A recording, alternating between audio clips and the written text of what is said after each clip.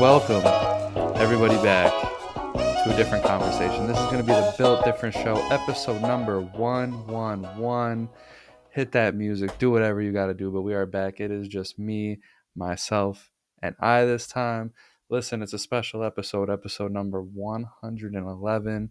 We're going to be talking about some sports, of course, but I just want to say what's up. I just want to say what's up to everybody out there right now. As we record, it's 1:37 on Friday, and God willing, this is going to come out on Saturday. And man, it was a crazy, crazy week. So I just kind of wanted to just unwind. It's the end of the week. It's Friday.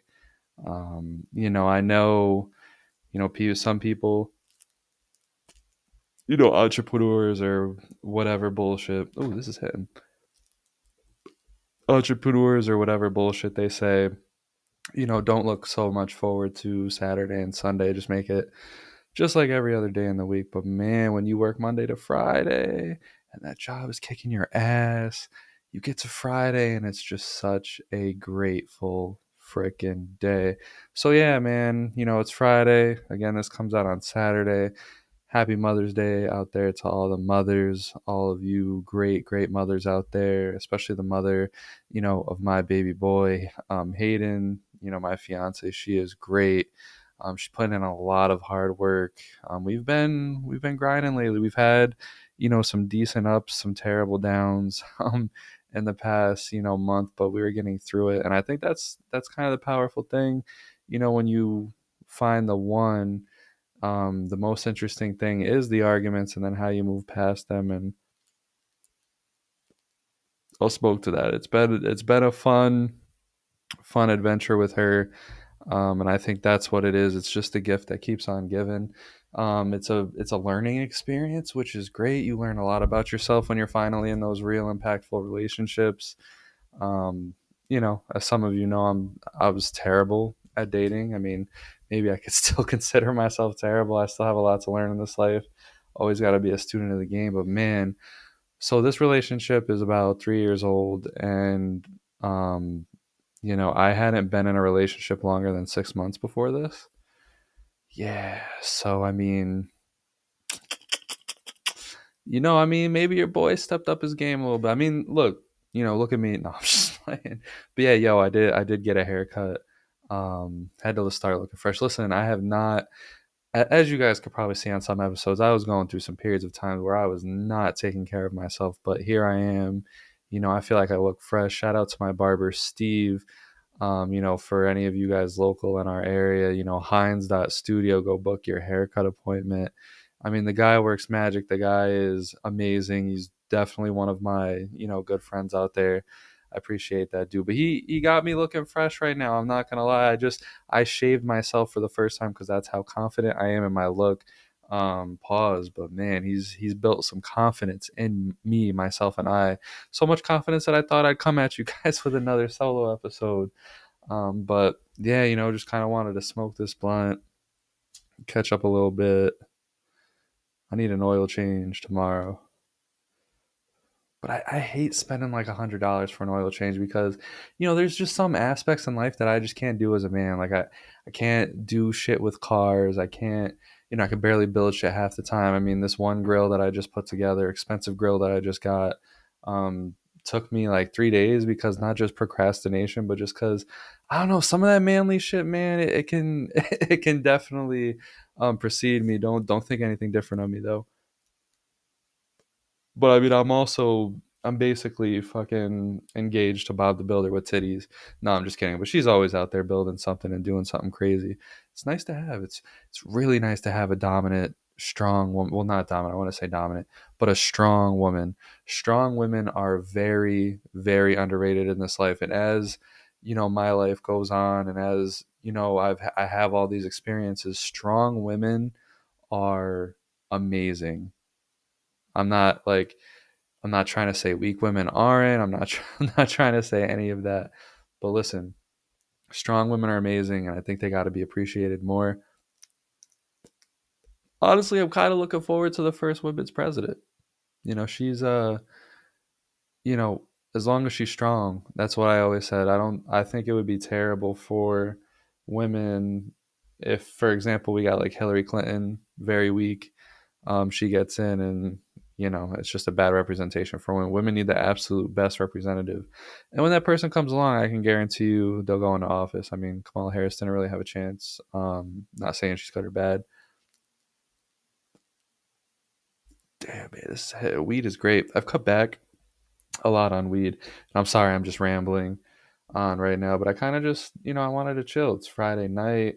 It's gonna come out on Saturday night. We're chilling, we're vibing. But yeah, I cut down on weed a little bit. I've been doing some healthier stuff lately. Like I do squats and shit. Um, but squats isn't the focus, push ups, all that good stuff. But I've been doing some squats, during the day. I'm drinking more water. I'm actually eating fruit consistently in my diet. A little bit more vegetables, a little bit. I have this like texture issue. I hate vegetables. I didn't even like vegetables when I was a baby. Um,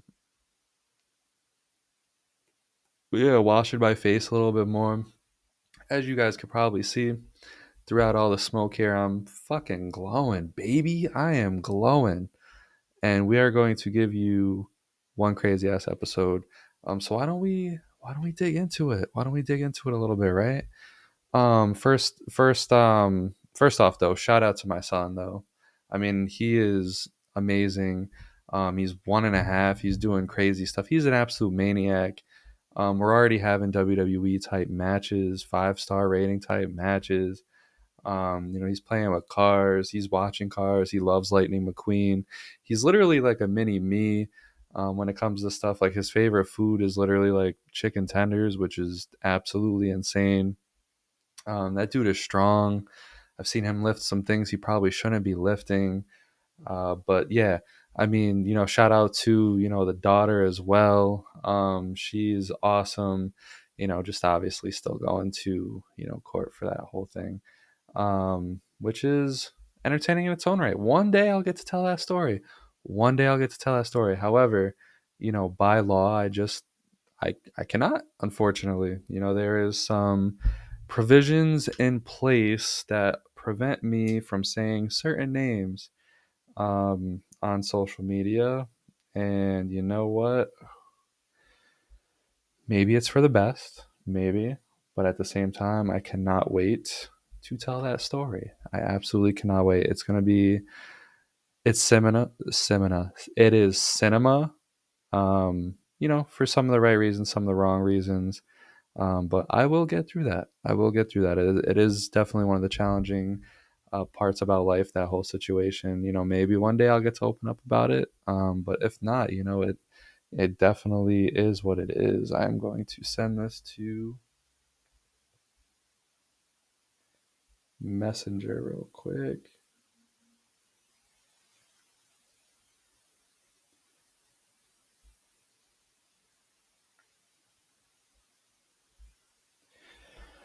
But yeah, man, I just been grinding out here, man. I got, as I've stated before, I got promoted at my one job, which is technically two jobs because I try to expand the business during the day, and then at night I manage all of the cleaning.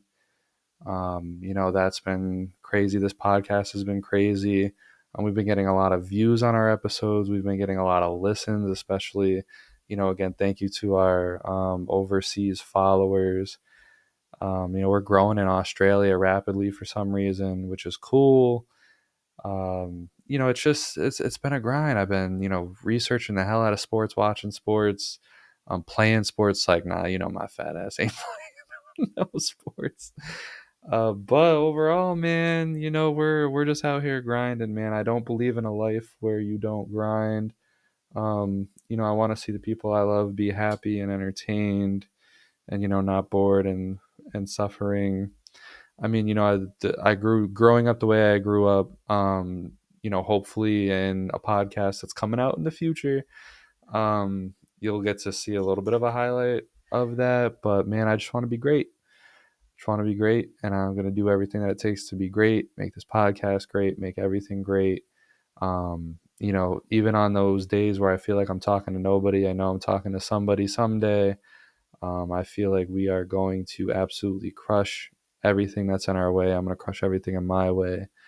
And that's just it. You got to have that mindset, because as long as you are alive, as long as you are in the game, you're not in jail, you're not severely injured, none of that.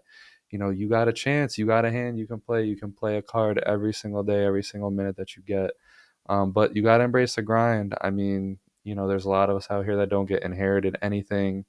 Um, there's a lot of people out here that, get unfortunate hands dealt with as soon as they're put onto this earth. You gotta go for it while you can, man. And I will fuck it, hit the blunt to that, man. I'm trying to do so much. I'm finding myself burnt out most days, but you just gotta understand that it's worth it. At some point in your life, you keep up that grind, it's gonna be fucking worth it. Gotta love sports. Sports keeps us going. Sports is gonna pay the bills. Not the Buffalo Bills, but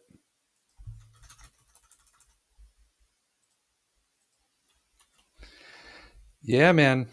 So yeah, a lot of things going on in sports, but how I want to open this episode is a segment that I've been trying to squeeze into the other episodes, but sports moments everybody has forgotten, right?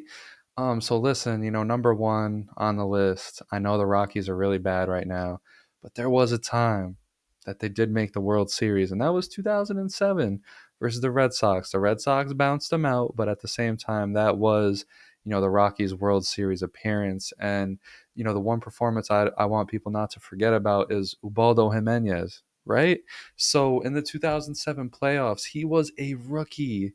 I mean, he had gotten some experience the year before that, not in the playoffs, but he was a rookie in the 2007 playoffs. They called his name in some really big moments. The divisional series, he faced the Phillies in Game 3, clinching the series, making sure they did not get momentum. A tight game. He had 5 strikeouts, only allowed 3 hits, 6 1/3 innings pitched. He absolutely crushed it. He went on to have a fine rest of the postseason. He pitched once in the championship series, pitched once in the World Series. Both were some respectable outings. That was definitely the start, because obviously, Ubaldo Jimenez ends up being, in my opinion, I believe, thinking about it, he's the best Rockies pitcher in their history, because it's hard, man. Listen, Coors Field is, and the Rockies, everything they got set up. I wonder, if MLB is ever going to step up at some point just to fix what's going on there. Um, I don't, it's just not a franchise that's built for success. Because one, what pitchers actually, like, what good pitcher is going to actually want to pitch there? Like, when's the last time that they've really been able to secure a top talent pitching wise, whether that be, starter, bullpen, you name it. It's not ideal for pitchers to play. And then, all these good prospects that they end up drafting, they come up, they also aren't really that good. And, when it comes to their hitting, that's always fun and stuff, but then you see them struggle in other places. They leave the Rockies and go to different teams, and a lot of times it doesn't pan out. They don't ever get MVP love when they are good. I mean, I know you guys remember Arenado getting robbed, of a couple of MVPs, just because of the Coors Field effect. And I just don't know. It's there. There's just so much negatives that go into that. I mean, the purple's cool. The Coors Field itself is cool as much as it, burns pitchers, but, I don't see it. I don't. It just doesn't work, man. I don't know if you got to move the team out of the city altogether. I'm not a geologist or weatherman or whatever, but I don't know if the entirety of Colorado has high elevation. But they got to get a real ballpark.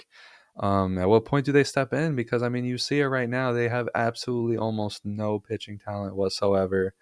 And they are getting brutalized. Like, they're off to one of the worst starts in Major League history. They could be worse than the White Sox were last year. And if you remember, the White Sox had the most losses of all time last year. I'm starting to get this feeling that the Rockies are going to one up them, because do they have talent in their lineup? They do, and they do have a couple injuries to their lineup, but it doesn't matter because they don't have pitching. So it's just it's rough. It's all around rough. I feel like Colorado, the Rockies, they got to move on, man. They do have a lot of legendary history. They have a lot of hitters that we love. When it comes to Todd Helton, Carlos Gonzalez. I mean, hey, Jason Giambi had one of the most iconic old man years. when he was in Colorado, and I know there's more, Bichette and other guys, but that's my opinion. But another sports moments that everyone seems to forget. What about Jamal Charles in 2013? Yes, the running back for the Kansas City Chiefs. He had 1,287 yards that year, most touchdowns by a running back that year with 12. He wasn't as flashy as his 2012 season, but he was a top three offensive player of the year that year as well. He helped the Chiefs get to the playoffs for the first time in a few years. I believe it was like 3 years. There was one point during the season, and this is the moment that I thought really solidified him that year was the Chiefs had lost 3 games in a row at one point after being undefeated. It kind of looked like they might start losing out the rest of the season. But while things were looking bad, he came through with a huge 150-yard rushing yard performance, along with 2 touchdowns as well total. And then the next week, he caught for 195 yards to secure the Chiefs their playoff spot. 2 big games that they needed that season. I know the playoffs didn't go well for them, but Jamal Charles, man, he was a beast. He was one of my favorite running backs, man. I wish better things had happened. Imagine if Jamal Charles, instead of being there then, if he got to play with like Patrick Mahomes and he was a part of this dynasty, they would be. I don't even want to. Imagine Jamal Charles with Patrick Mahomes. Yeah, I don't think Jamal Charles gets enough love, man. I mean, yeah, a lot of people talk about running backs of that time. They don't mention him a lot, and I feel like that's sad to me. But the other moment that I have is the 2014 NBA playoffs, where the Mavericks took the Spurs to their limits. Yes, this was the lowly Mavericks. They were led by Dirk, Monta Ellis, and Vince Carter. What a wild team that was. If you guys don't know, I am a huge Monta Ellis fan. That man was a dog. I get it. He didn't contribute to no winning basketball. He didn't win nothing. He never made an all-star team, even though I thought he should have when he averaged 25 points a game. But man, he was so fun to watch. He was one of the first players when I was getting into basketball that I had watched and enjoyed. It was, him, Kevin Durant, Carmelo Anthony, that Amari Stoudemire, Danilo Gallinari, those type of guys. But, Monte Ellis was fun to watch. He was like the true tornado with the ball. He was, if he had the rock, he was doing something with it. He was either taking it in, trying for a layup, or he was shooting it. He was barely passing that rock. But man, big shout out to Monta Ellis, man. But this series right here, man, if you guys remember, they also had Jay Crowder, Sean Marion, Brendan Wright. But Vince Carter had a huge game winner, game 2, and a lot of people are like, "Oh my God, the Mavericks absolutely do have a chance." In my bet, it was game 3 that Vince Carter hit this game winner. Monte Ellis had 12 points in that fourth quarter in that game to help lead up to that big 3. They went up 2-1. They ended up losing, I believe they ended up losing all the way up until game 6 to force a game 7. And Monte Ellis had 29 points in that game 6, where he also ends up crying, in an interview. It was such a moment, I mean, because they had not won yet. And I was rooting for it so bad. But as you guys remember, Tony Parker comes in game 7 and scores 32 points. Young Kawhi was here. Old Tim Duncan was there. It was a banger of a series, back and forth. It went all the way to 7. But yeah, Tony Parker, 32 points really sealed the deal for them in that one.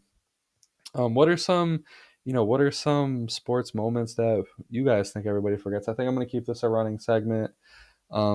Just to see what happens. But real quick, I also wanted to talk about sports times that I think need to be in a documentary, because you guys see all of these good sports documentaries coming out. The Red Sox just released another one. The Red Sox had another one from their 2004 season also up there recently. They've been going in on a lot of sports stuff lately, behind the scenes as well. Those quarterback and wide receiver series. But I truly think, and hear me out, I know I'm the Nationals fan, but the 2019 Washington Nationals absolutely deserve a documentary. And listen, the MLB, they hate the Washington Nationals, but in 2019, the Washington Nationals started off, what is it?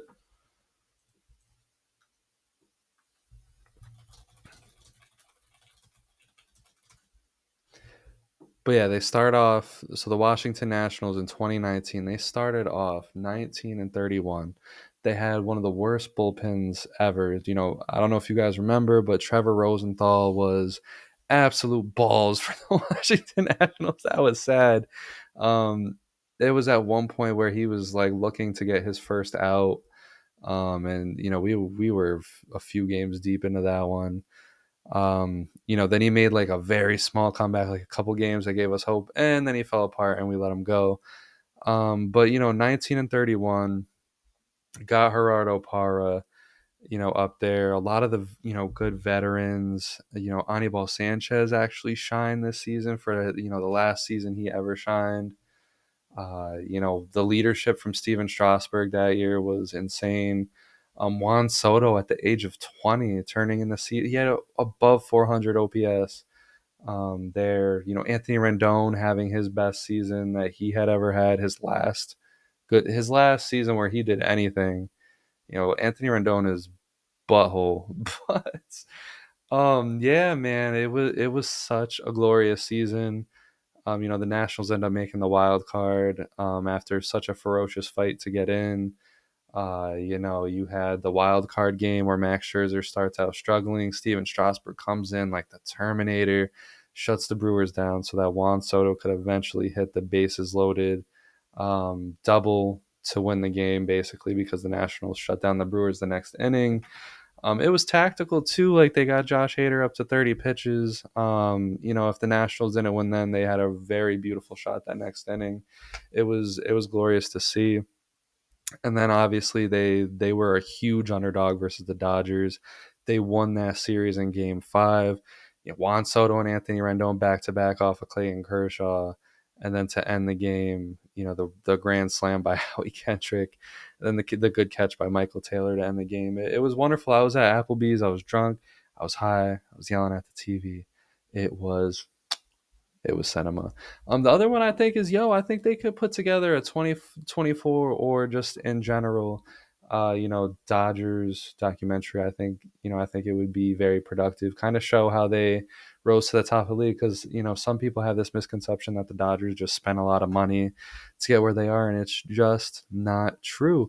You have to look at everything. Shohei Ohtani, they were smart with the contract that they gave him. You want they sat him down. They said, "What do you really want to accomplish? Do you want to get all the money, or do you want to leave a mark?" And Shohei Ohtani, being the big Japanese icon that he is, he wants to make the most impact. So they were like, "Fine, you already know we're the Dodgers. You already know we're going to spend money, but how about this? You already make a fuck ton of money through sponsorships, through how popular Shohei Ohtani is. We're going to defer your contract to probably after he's done playing." And he's going to get paid very well to not do anything if he doesn't want to after his career is over. And it was just so smart. And then you got to think the Mookie Betts trade. The Dodgers just existed. The Red Sox, they wanted to dump salary. They wanted to dump David Price's salary for whatever reason. They said, we'll give someone Mookie Betts to get that done. One of the best players to ever touch that baseball diamond. And the Dodgers were just there. The Braves, they fumbled the entire Freddie Freeman bag. Was that the Dodgers' fault? They were there.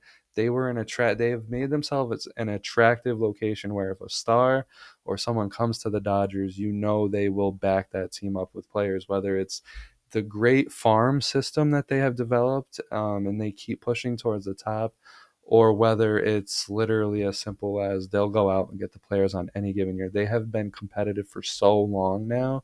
We're talking about back when Manny Ramirez was on the Dodgers. That's how long they've been competitive and in the conversation. And it's honestly just impressive. I think they could have a whole movie off of that.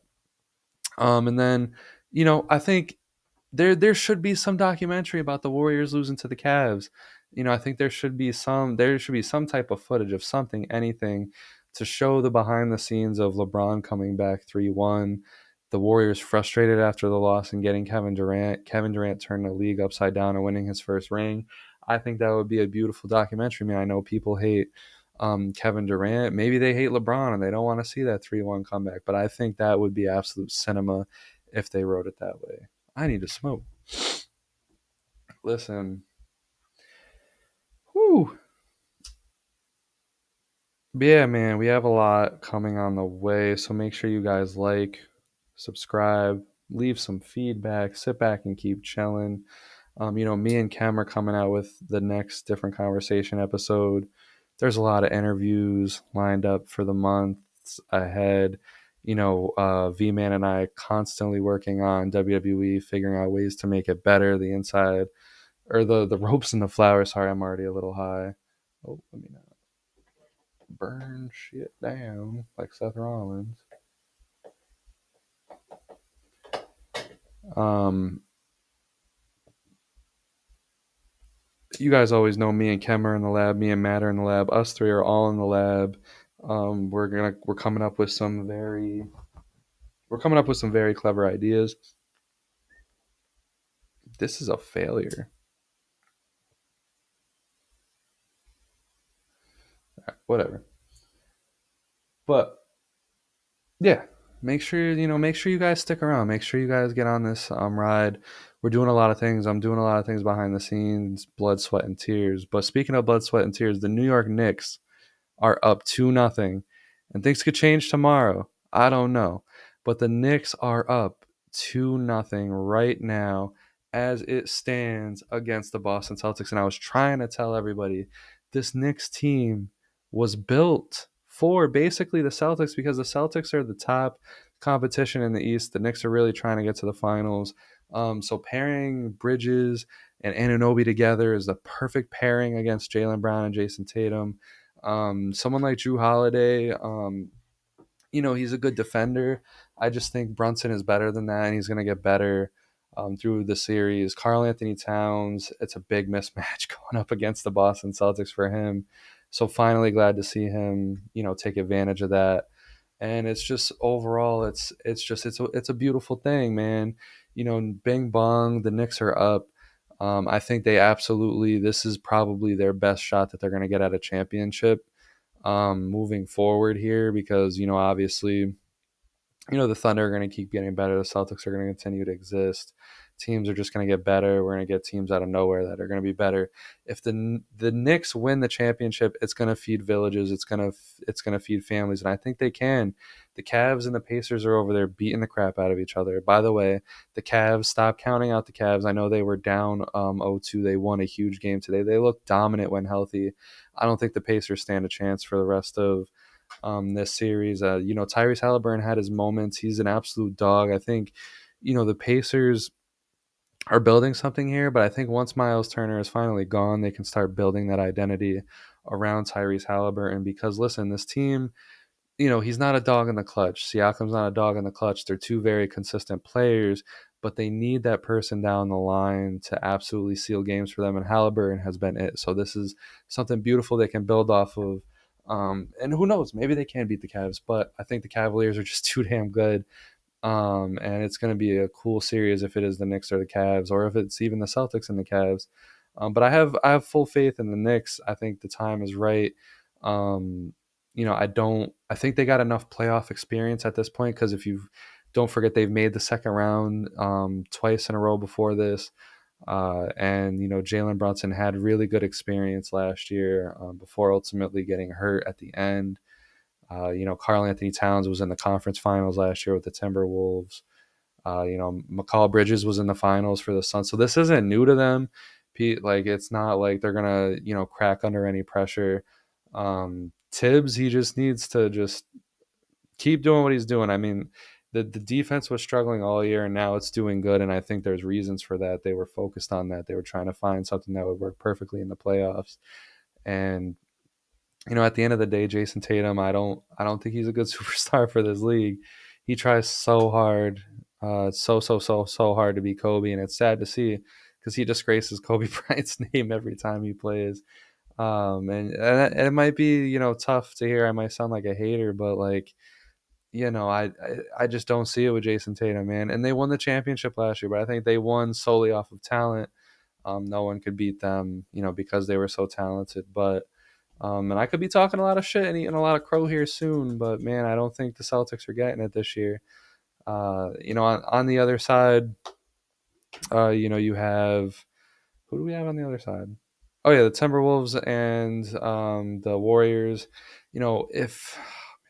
If Steph can really get through and you get through this injury and get through the Timberwolves and get to the finals alone, he might lose it, but he also might win it.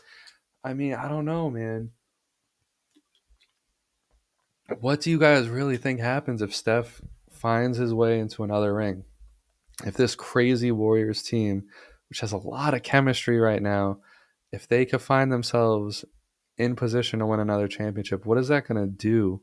Well, do you rate the Warriors dynasty above the Bulls at this point? Because I get the Bulls; they were just dominant. They had the longevity of Pippen and Jordan being there all six, but this would be like the fourth different team kind of team that they won with in the past like 10 years, 10 plus years. They had obviously before Kevin Durant there, they had that dominant system built team.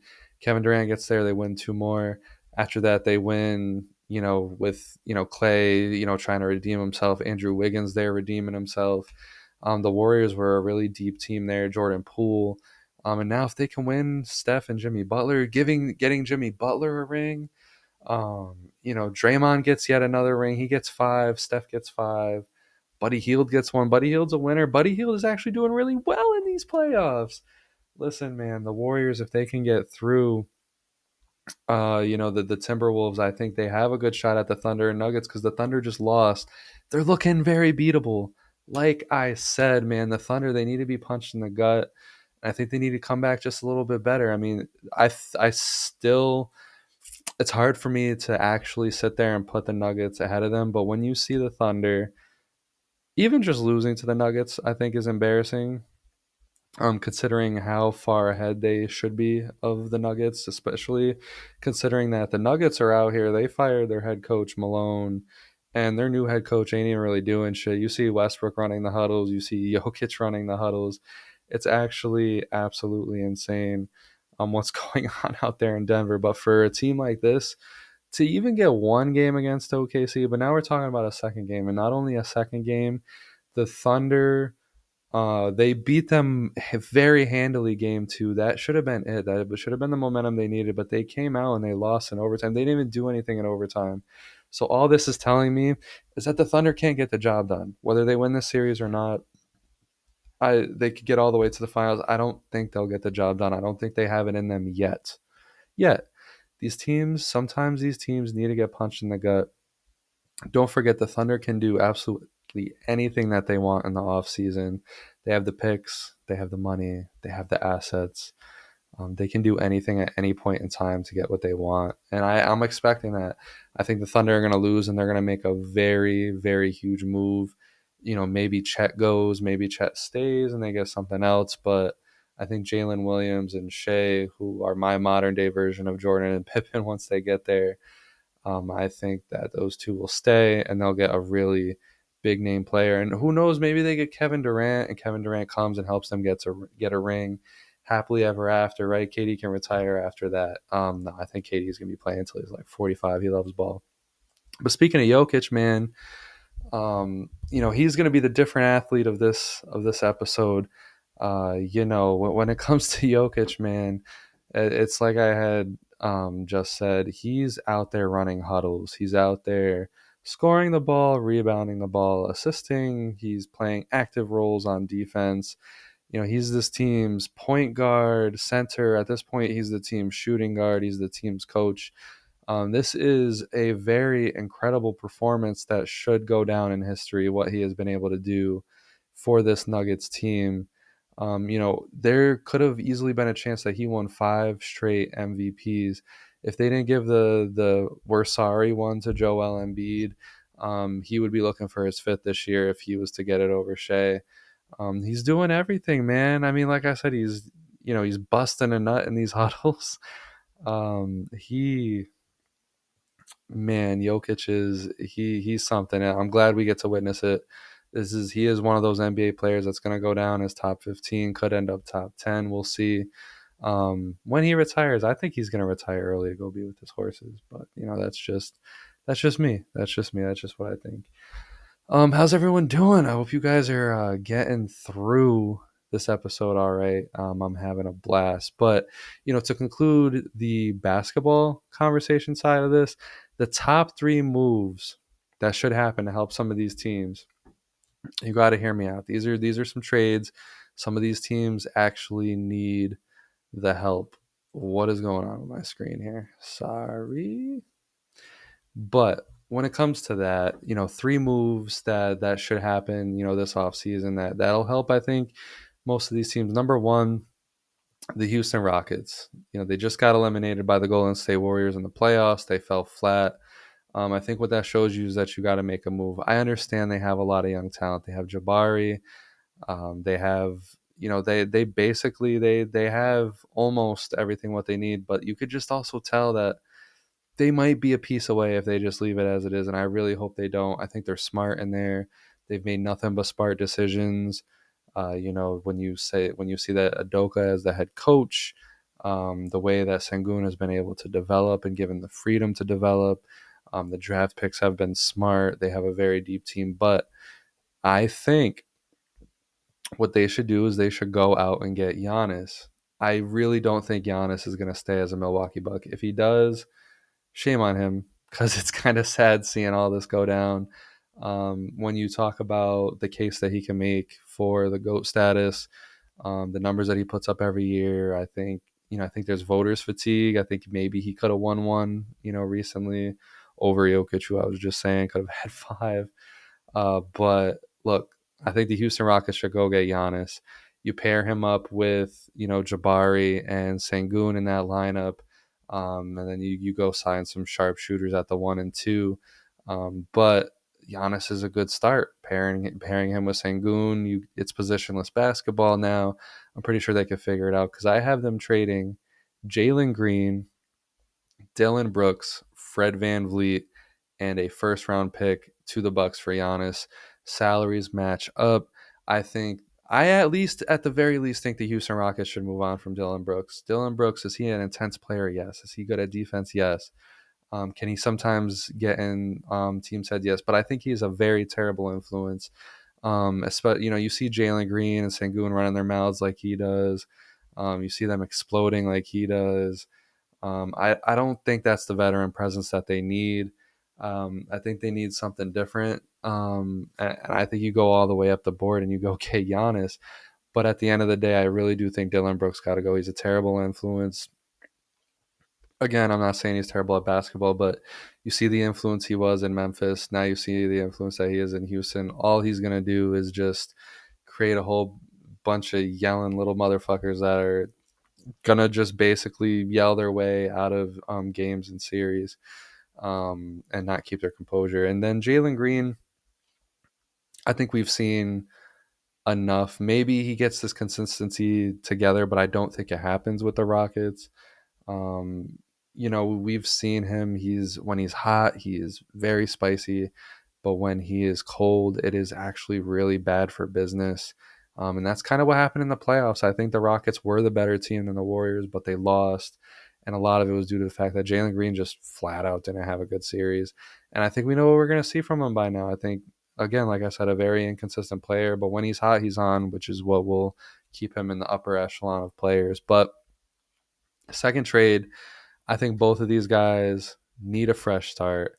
I have Devin Booker going to the Memphis Grizzlies to the Memphis Grizzlies for Ja Morant. Listen, Ja Morant can go to the Suns. The Suns are obviously going to trade Kevin Durant. I think they can, by doing this move first, and then getting rid of Devin Booker, who I think just needs a change of scenery. I think he's done all he can do. In a Phoenix Suns uniform, I find him to be very overrated, but maybe a change of scenery can help him get, uncomfortable and back in his bag. But when it comes to that, the Suns are going to get rid of Kevin Durant. And then you just rebuild about around Ja Morant. Ja Morant is an exceptional player. I think he just needs to be in the right situation. Tell him to put the guns down and put the love up, that kind of thing. But Devin Booker to the Grizzlies, they can, they can use Desmond Bain as the guy that they trade to get assets around Devin Booker and Jaren Jackson. Again, I'm not saying Desmond Bain is like a bad player or anything. I just think, this formula in Memphis isn't working. I think it's shot, lack for better words, but I think they got to move on. The Grizzlies should absolutely move on from John Morant. I don't think he's going to learn anything in Memphis anymore. I mean, they can't even, they have, I can honestly see why their head coach got fired this year because he had no control over the locker room. Because John Morant's just doing whatever, pointing guns, grenades, whatever, you name it. Um, the third one, I would trade Paul George for to the Wizards. Paul George to the Wizards for a used diaper, a spare tire, $4.36 in food stamps, and a second round pick in 2081. Listen, man, I think Paul George gotta go. I'm over it. The every single year he starts out by saying, "I gotta bring the bully out," and then he gets a little too podcast P type shit. I think I'm tired of it, man. I'm tired of Paul George. I'm tired of the whole thing. I don't know how he got a max contract, but this might be his last contract that he has in the NBA. He can't stay healthy. Even when he's healthy, he can't play winning basketball no more. I didn't understand that move from the 76ers. If it worked, it would have been okay. But I still don't see how they win the championship, even if they were all healthy. I don't see how they would have came close. But no, for real, I think Zion Williamson needs a change of scenery. I think he should go to Miami, man. A place that he would love to be in more than New Orleans, a place that can motivate him. I think a proper team with, a good, training staff that would help him stay healthy, a team that would force him to stay accountable. Zion to the Heat for Terry Rozier, Andrew Wiggins, Highsmith Ware, and a first. I think that would get the deal done, and I think it would be fair. Pelicans, I think they should move on from Zion. I think him getting hurt yet again last year just kind of just proved that they should move on. And then Zion can find a home in Miami. He can be the next big part of Heat culture, get another chance to really get his career on track. I also had a crazy one. Jamal Murray and Michael Porter Jr. with two firsts to the Kings for Keegan Murray and Sabonis. No matter what, I really think Keegan Murray could use a change of scenery. The Kings are a disaster. I think he has more talent than what he shows. He's very underrated because of it. We've seen him drop 30, 40-point game, before. And I just think, it was a bad formula first, especially when you brought in DeRozan. But now that you brought in Levine, I don't see it working. I really hope they trade him. They can get, I think they can get something decent for him. And, if the Nuggets need to finally let go of Jamal Murray and Michael Porter Jr., they're too inconsistent. They're too unreliable. If you got Jokic, a power forward, doesn't even have to be Sabonis. But if it was Sabonis, because Sabonis has shown this year that he could play at the power forward position, I think it would take a load. It would take a load off of Jokic's shoulders. And on top of that, man, just imagine Jokic not having to be relied on so much. I think that would keep him fresh. I think that would even have him dropping, some even more crazier stats. But why don't we transition into baseball? So the Pirates fired their manager, and I first and foremost, my opinion on that is I think the Pirates are out of their goddamn mind, right? So last year they got the emergence of Paul Skeens, they got the emergence of Jared Jones. Their lineup did decent. I think at one point last year they were playing winning baseball. They were, they looked like they could be a threat in the NL Central, and then obviously it fell apart like it normally does for them, right? You would think that they would have something to build off of. You would think, okay, so they extended Brian Reynolds. They've helped turn Paul Skeens into a superstar. They're starting to get a lot out of their pitching prospects. The bullpen did okay that year. You think it would be something to build off. They add almost absolutely nothing to this Pirates team, and they blame it on their manager. and they fire him. And honestly, I just don't agree with the situation. I think it's another scapegoat situation, unless he was just really that bad. Paul Skeen said someone had to be held accountable, but I don't. I think it should be the front office. You have this beautiful ballpark. You have a lot of loyal Pirates fans. You have Paul Skeens.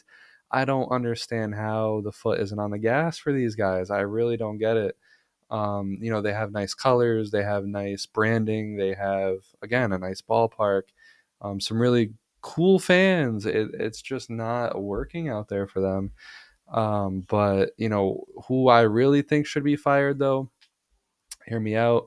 I think Orioles manager Brandon Hyde has got to go. I thought he should have been gone last year, because look, you have this young team, a very young team, especially last year when you had Corbin Burns in the rotation. You had all the hitters. You had all the young hitters, obviously. Jackson Holiday, Colton Cowser, Heston Jerstad, but you had a lot of really good hitters. Gunnar Henderson, who is fairly young, Anthony Santander, Ryan O'Hearn, et cetera, et cetera. How that team went in the playoffs, not ready to go. How they went into the playoffs and got cracked for the second year in a row. How they absolutely did not look like they wanted to be there is beyond me, because you have a nice young hyped team, you have a great ballpark, you have great fans, and you just really, they weren't ready to go. And I think that starts from the top. I think that starts from management. And then this year they're starting off so poorly because he can't push no right buttons. Last year he had more talent than he does this year, but this year he can't push the right buttons. He has this great bullpen that he just cannot get doing what it needs to do. Granted, he doesn't have the best pitching rotation. Charlie Morton is still there for whatever reason, but he's also not pushing the right buttons. He's not motivating this team. And I think he should go. I think that's just that. The Orioles are way better than the record that they have right now. And the Yankees could run away with it. I think Dave Martinez of the Washington Nationals, I think it's finally time. As a Nationals fan, it's tough to see because he was our World Series winning coach, but I think he's used all the fuel of that and is absolutely burning out. I don't know if it's a situation where the bullpen sucks, or if he's pushing the wrong buttons. I think it's a little bit of both. I've been watching, just about every game this year, and he just constantly makes wrong call after wrong call, pulling starters too early, pulling them too late, putting in the wrong reliever, constantly relying on the relievers with the high ERAs. Just not, Josh Bell staying in the lineup all over the place every single day. He can't motivate Dylan Cruz to do anything, to hit a tumbleweed. I think it's time, man. I think it's time, for some type of shakeup for the Washington Nationals. They are way talented than their record suggests. Their lineup is great. They have, some gems pitching. For the life of me, man, it's just tough to see, especially, James Wood he's turning into a superstar, but unfortunately he's a Boris client, so one day he's going to leave the Nationals, and then we're left with the gambling addict CJ Abrams. I'm just kidding. I love CJ Abrams, my Barry Bonds, but yeah, that's basically who I think should get fired. The Nationals are finally making moves on their bullpen, but I don't want to say it's a little too late, but there's just things that should have already happened, and I don't know what's going to happen. Maybe they can make a trade, something. I know they have it hard. I know pitchers have it hard. But, there's just some pitchers that just don't got it. And when you don't got it, you don't got it. And it should be an earlier realization in realizing that. But, yeah, I think pitchers have it hard. I think pitchers have it ridiculously hard. They first off, they have to avoid this thing called Tommy John. They have to do everything just right, just perfect. Then you have all this stuff from the batters, from launch angle to, now there is a pitching clock, which forces the pitcher to not really have their own rhythm. They have to have a rushed rhythm. They get checked for substances every inning. You have to worry about stuff like the balls being messed with. We've already had a couple situations of juiced balls. A pause. Juiced balls sounds crazy. People were spamming that phrase. Juiced balls. That's crazy. But they have a tough job. It's just rough out there being a pitcher. All the favoritism that goes towards the hitters. You got torpedo bats now. You got that pressure of if you don't do good, your fans are gonna let you hear about it. Oftentimes when you struggle as a pitcher, it's an island. You're out there on your own. But real quick, MLB minute to win it before we move on to some quick WWE. Yeah, I'm talking about it all today. Me, myself, and I hope you guys are enjoying this. Like, subscribe, leave some feedback, all of that good stuff. So listen, Yankees, are they still the big fish of the American League? This is such a difficult question, but I only got a minute on the clock, so we're gonna start that now. Listen, the American League, I think, is going to be won by the trade deadline. I think truly, who do I think is the top fish? I do think it is indeed the Detroit Tigers. Don't get me wrong. I do think the Yankees are still up there, but you know, after Freed and Rodon, they don't have too much pitching. Their bullpen has been all over the place this year. They've had injuries to their hitters. A lot of hitters are, very up and down. Aaron Judge is on a historic pace. I think that Aaron Judge can break Barry Bonds' record if he does not have a cold month at this point. But at the end of the day, you know what you're going to get in the postseason from Aaron Judge. And until he changes that narrative, I don't believe in the Yankees. I'm sorry. They could be a big fish in the American League, but you don't have a Juan Soto this year. You don't have the collective group of guys that you did in past years. So if they get to the playoffs, it could be bad news bears. But like I said, the deadline. Are the Orioles done? I think if they can get their manager out as fast as they can, I still think the Orioles have a chance. Do they have terrible pitching? Yeah, but Grayson Rodriguez could come back. Zach Eflin is going to come back. Charlie Morton will be there for too long, Baltimore fans. Um, I think they can make a trade. I think they've shown at least a willingness to do that.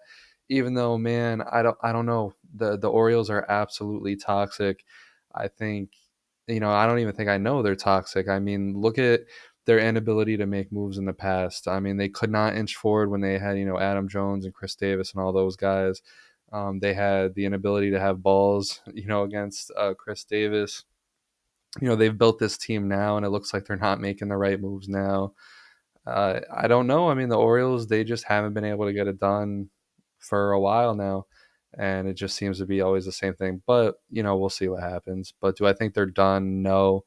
I think their hitting is really going to heat up as Gunnar Henderson obviously heats up as well. Out of the Tigers, Royals, and Guardians, who's winning the division? Listen, as of right now, I think it is the Tigers. But I will say this.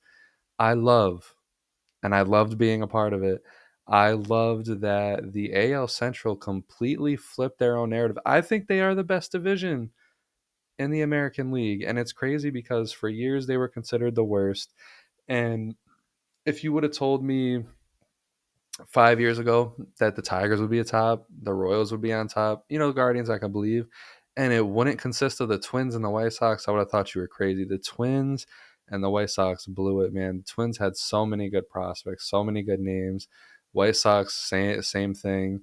But I think the Tigers are. I mean, their offense is very, very good. It's very reliable, and I don't think it's a fluke. I mean, you got to remember Spencer Torkelson is that guy. He's shown that in the past. He's showing that again this year. Riley Green, he is a dog, man. That dude's a dog. Kerry Carpenter, very underrated, but he has that sweet swing. Colt Keith, top prospect. He has his moments.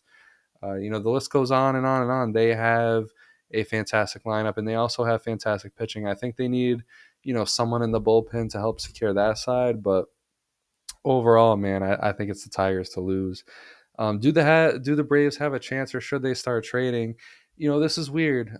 Spencer Strider is showing an inability to stay healthy. You already lost, Lopez for most of the year, if not the whole entire year. You're not getting, what you need out of some of those bottom of the rotation guys. You do got Schwallenbeck and Smith Shawver that are looking good. Chris Sale looks like he's back. But that offense doesn't look good either, man. That offense looks very rough. Looks like they're struggling. I really don't. I don't see it happening, man. I mean, you've had some bright moments so far. I think Austin Riley looks like his bat is back, but it's going to depend on Acuna. If Acuna can come back and give this team electricity, can give them the jolt that they need, I think they'll be okay. And I think he will. I think Acuna is going to come back on a tear. So I do think they have a chance. I don't think the Phillies are as threatening as everyone makes them out to be. They're so up and down. I just don't believe in the Phillies unless they make a big trade. They have good starting pitching, but I don't know. I don't think they're hitting. It doesn't impress me. Their bullpen doesn't impress me. And even though they got all this talent, I really am not. I'm not impressed by Ranger Suarez. I'm not impressed by um, Jesus Lazardo. I'm not impressed by Aaron Nola. I mean, Aaron Nola's now all of a sudden a big strikeout, high ERA guy out of nowhere. Zach Wheeler, he's all right this season, but he's starting to get beat up here and there. I don't know. I don't believe in the Phillies, man. And I think the Mets they're going to run away with the division, but I still think the Braves can get a wild card. And then NL West thoughts. We'll leave the NL Central because me and Wolfie are going to be talking about that soon. But the NL West thoughts, man, I think it's fun. I think this is what baseball is all about. It's, even it's a it's you know what? I'll take it even a step further. I think it's beautiful for baseball what's going on in the NL West. Even though the Dodgers are garnering all this talent, these teams are not giving up. I mean, the Padres, they look really good. The Padres are so amazingly coached. Mike Schilt is a very good, underrated MLB coach. And, the Padres are good. Tatis looks amazing. He looks like an MVP. Machado's starting to get a swing up there. Jackson Merrill, he's back. They have a lot of good things going on there. I don't think that ultimately they're better than the Dodgers or they're even better than the Giants. The Giants are coming in fury hot. They have prospect pitchers that are almost ready to go. Justin Verlander looks like he's gonna go, and Robbie Ray has looked decent. Logan Webb looks nuts. He looks insane. And then the hitting has been clutch. It has been swarming. It has been good. And it was like I said, I told you guys in the beginning of the year, they have a nice mix of veterans and young players, and it is all working out. And Bryce Eldridge is just around the corner. He's not even there yet in San Fran. And they are doing all this. I love it, man. I absolutely love it. And then, of course, you have the Diamondbacks who continue. I think, listen, I think people need to get fired in Arizona on the pitching side. I think the pitching coach got to go because, listen, their pitching is dog shit. Zach Allen, he's having not the best year. Corbin Burns doesn't look good at all. Ed Rodriguez looks like a nightmare. Brandon Fatt still isn't really where he, should be. Merrill Kelly, he just exists. They don't even have a bullpen. I don't know, man. I think that the Diamondbacks, they can get all the pitching that they want. I just don't think it's going to work out for them with their pitching. But Corbin Carroll is a dog. He's early MVP threat. He's doing good out there. Eugenio Suarez, obviously, he's doing his thing, and they have a lineup. They have a bunch of guys, so it's going to be interesting to see how it goes in Arizona. It seems like it was the good the good thing to let Christian Walker go.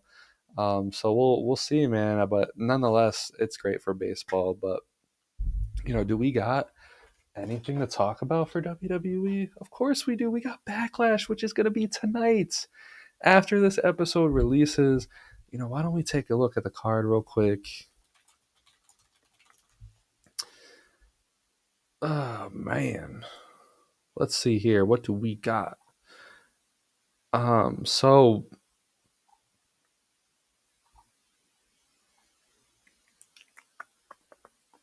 all right, so Dominic Mysterio versus Penta.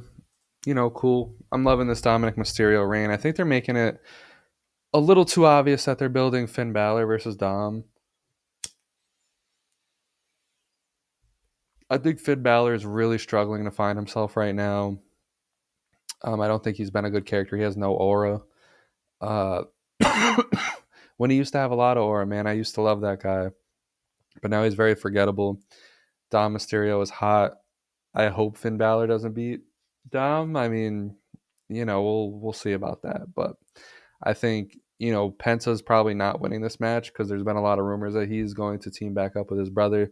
But I also wouldn't mind it, man. Penta is a great in-ring talent. And I think WWE is utilizing him well, throwing him in the mid card there. The fans are behind him. I think he can get some sneaky world title matches in there. Not saying he'll win. You never know. Maybe he could win. I mean, I think what they're doing with the World Heavyweight Championship is kind of cool. Jey Uso becoming the surprising winner. Gunther, they use that title to build up his name, and I think they could do it for other wrestlers. So hey, who knows?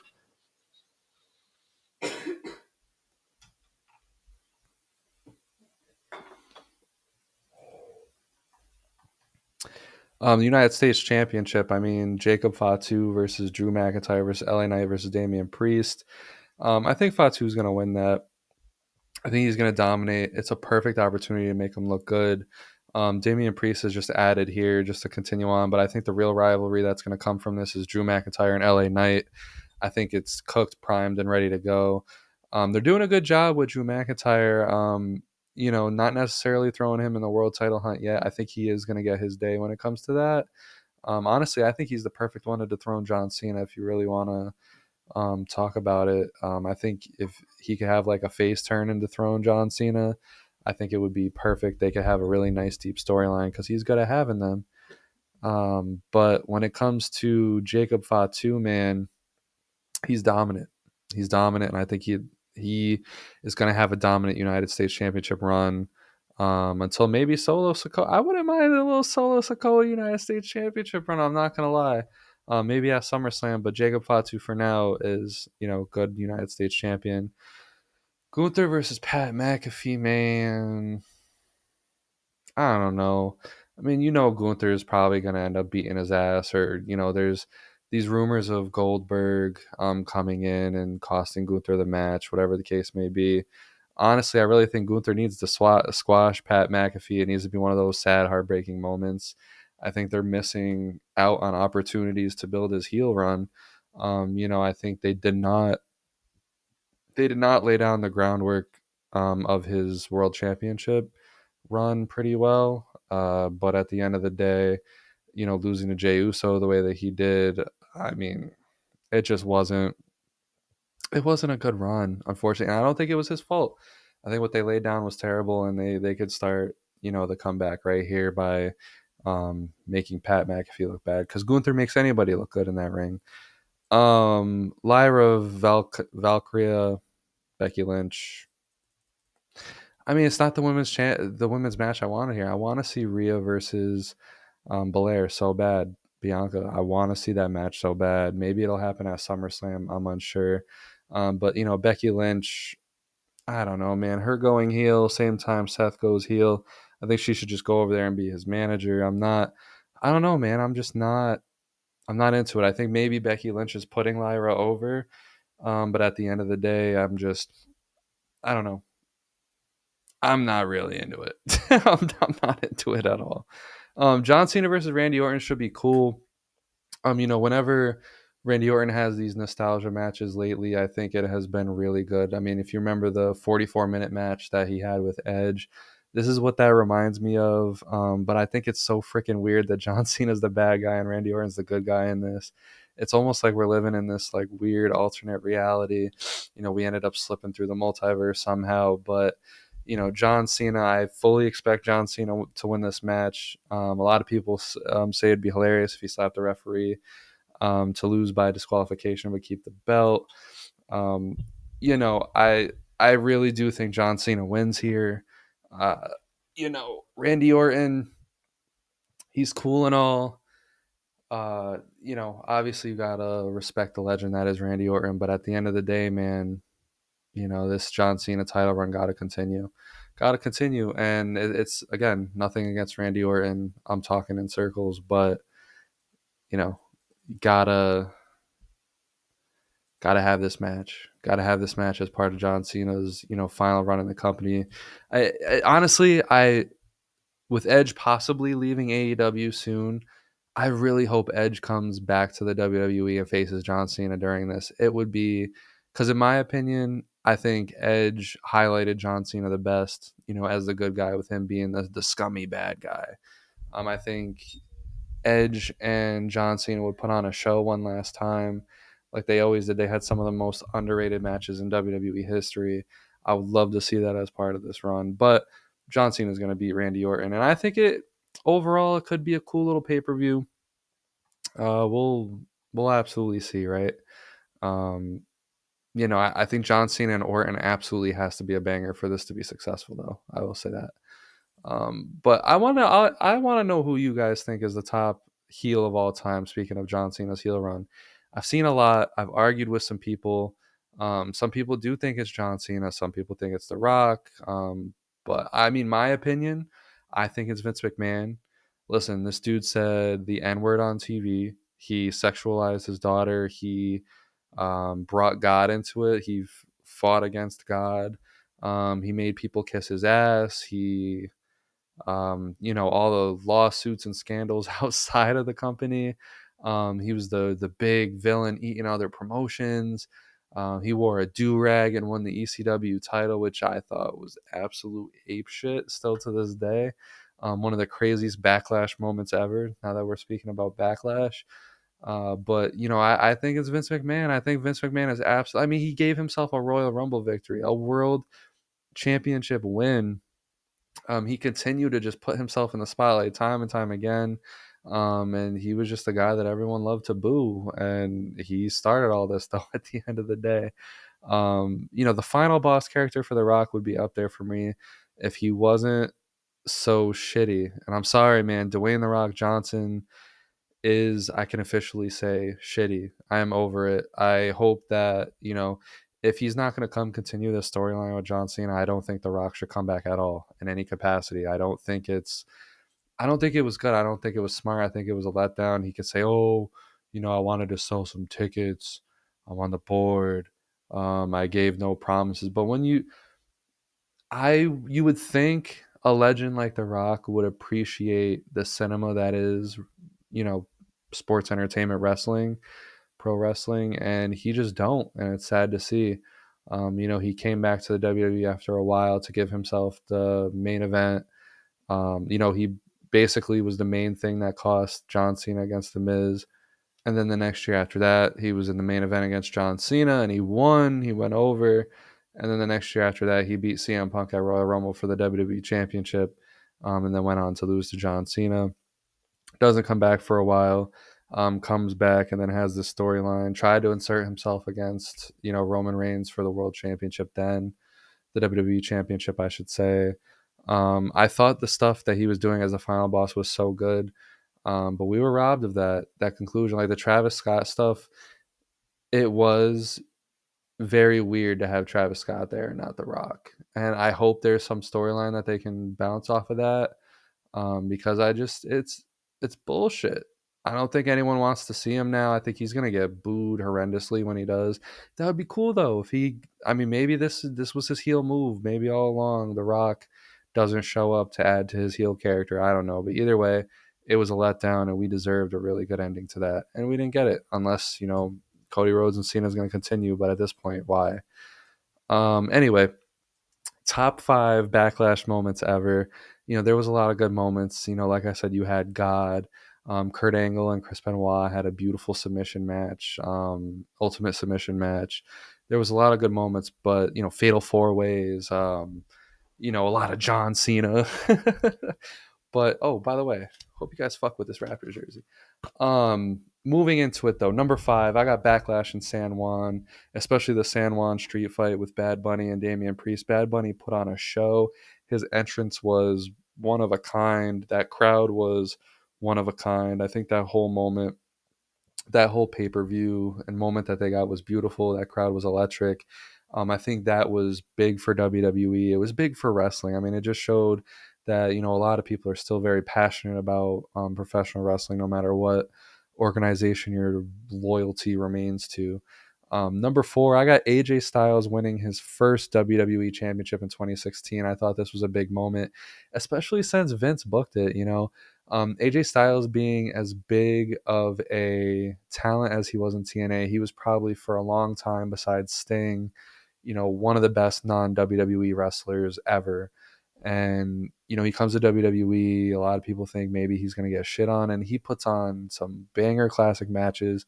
He gets rewarded with his first WWE championship, beating Dean Ambrose here. Did Dean Ambrose deserve better? Maybe.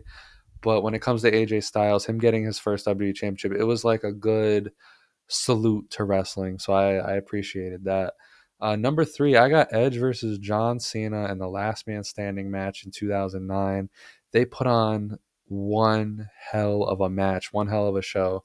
It did end with an interference. Big Show did, interfere. But the moment when he chokeslammed John Cena through the stage light, I mean, it was just such a good ending to a chaotic match where they fought all over the arena. They fought everywhere.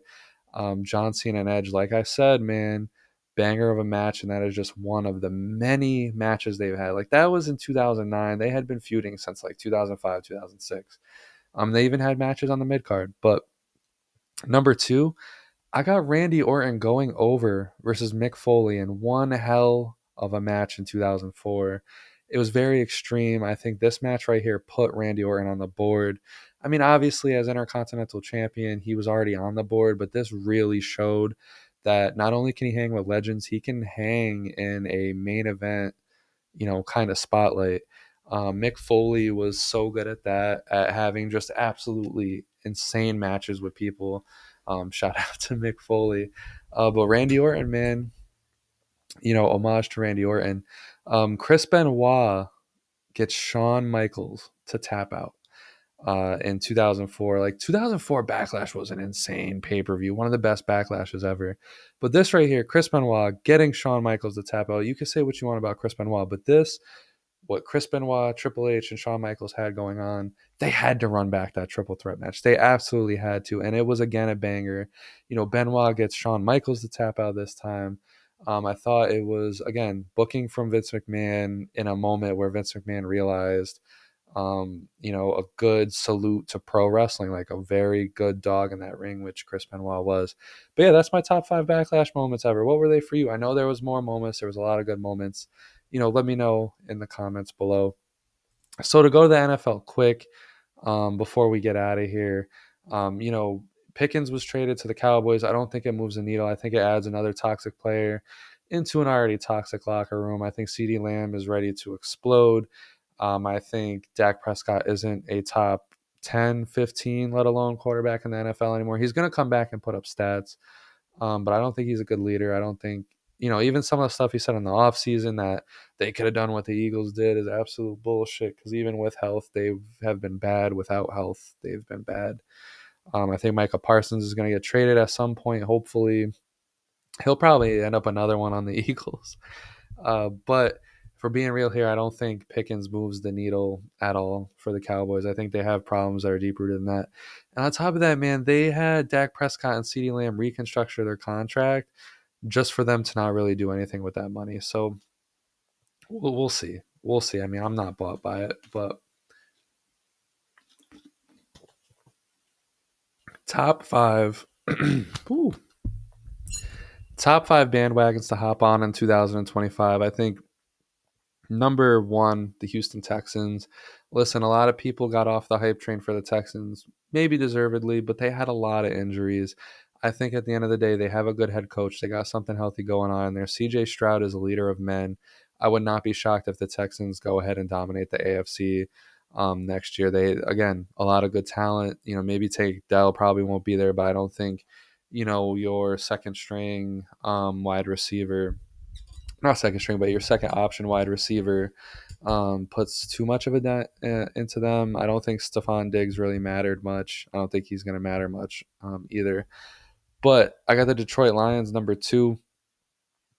A lot of people are already on that bandwagon. I think people should stay on it. They showed exactly what they can do last year. I know it was a playoff disappointment, but they're learning, and I think they're taking punches and they're learning. The Detroit Lions in general are learning how to be a winning franchise. I trust in Jared Goff to shore up the mistakes. I think he's getting hungry. He's starting to taste success a lot after tasting it the first time, being in the Super Bowl against Tom Brady. They have a very good team. I think Jahmyr Gibbs is going to have a sensational year. I think he's going to be an MVP threat. They have good wide receivers. I think their defense got even better in the offseason. So it's going to be exciting to see.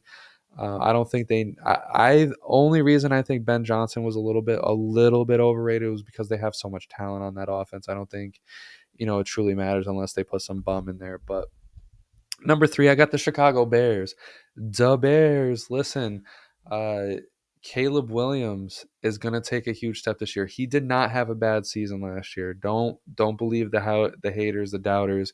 He had a rookie season that a lot of rookies, would love to have. It just so happens that Jaden Daniels existed, and Bo Nix and a lot of these other successful stories that kind of makes his look a little underwhelming. But at the end of the day, they worked on that O line. The only flaw in his game is he holds on to the ball maybe a little too much sometimes. But he took a lot of sacks last year. He was mature through the whole way. I think he's going to be a leader of men. They have the team to pull something off. I think the Vikings got worse. Um, I think the Packers didn't really do much. So I do think it will be Lions and Bears atop of that division. And it'll be fun to see throughout the season how it goes. But listen, number four, New York Giants. And you guys can probably say maybe I'm a hypocrite, because I shit on the Giants a lot. But I think what they have done at quarterback was great. They kept their coaching. I like their coaching. I think their defense is taking steps. Obviously, they drafted well on defense. But what they did at quarterback, getting Russell Wilson, Jameis Winston, and drafting Jackson Dart, I think is a recipe for success. So you got your starter in Russell Wilson. You got Jameis Winston who could come in if Wilson needs a day off or whatever. This is going to be like Wilson's last emptying of the tank these next couple of years, just trying to do what he can. And I think he's not in that bad of a situation.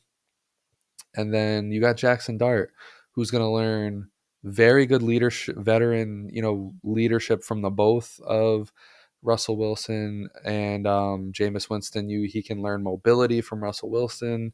He can learn throwing from Jameis Winston, not the interceptions part, but I think Jackson Dart is really set up for success with this. He's going to get to sit back.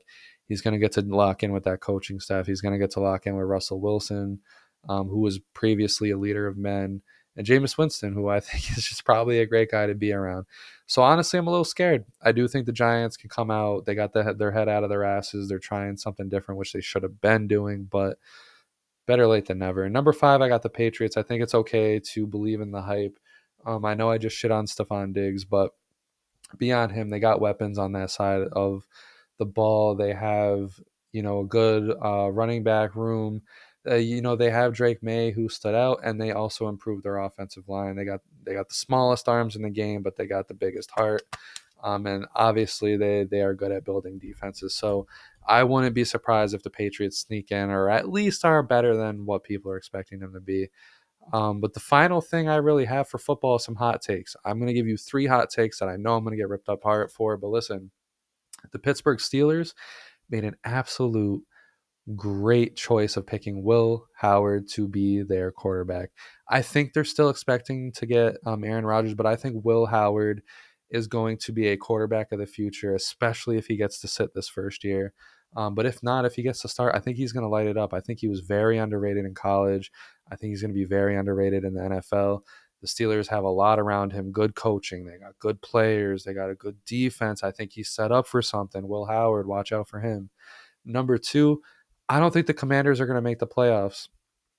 And I know I'm going to get shitted on for this, but I think Jaden Daniels is going to have the sophomore slump that a lot of players have had before him. I think, they had a very good Cinderella year, but I think teams are going to catch up to them. Teams are going to figure it out. But if they do have a good season, Cliff, our guy, Cliff, leader of men, Cliff Kingsbury, he's going to end up in a head coaching spot somewhere. They do have something good going on there in Washington. I'm not going to lie. But I'm fully expecting Jaden Daniels to have some kind of sophomore slump. The last one that I got there, I think the Bengals are going to have an outstanding year. Listen, they got the triangle locked up. They got Joe Burrow, T. Higgins, Jamar Chase locked up. I know it took a lot of money. I know they haven't really been able to build too much on their defense. I know, but I think off of the strength of those three alone, all they need is a good start to the season. I think their offense is going to outpower so many other teams and so many other defenses. I am high on the Bengals this year, maybe stupidly, but I believe it, man. I absolutely believe it. listen, stay locked in, everybody.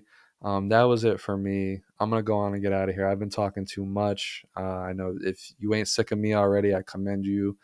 Go watch Sinners, one of the greatest movies I've ever watched. I don't really normally say that about movies, but Sinners was spectacular. Go watch it. Stay locked in life. Don't give up. Keep moving forward. This life is for you. You just don't know it yet. If you don't know it, and if you do know it, have some fun in this life. We don't know what happens in the afterlife. I don't care how religious you are. That is all on a hope, all on a maybe. There's no factual evidence for religion. Then if you believe in the universe, there's no, there's no evidence of being reborn into a new life or an afterlife or, being a spirit or, for all we know, we could just, fucking cease to exist, which would be really scary, right? Ceasing to exist. But I'm just rambling now. That is a good conversation for a different episode, a different conversation. Play the music. We're out of here. Thank you, everybody.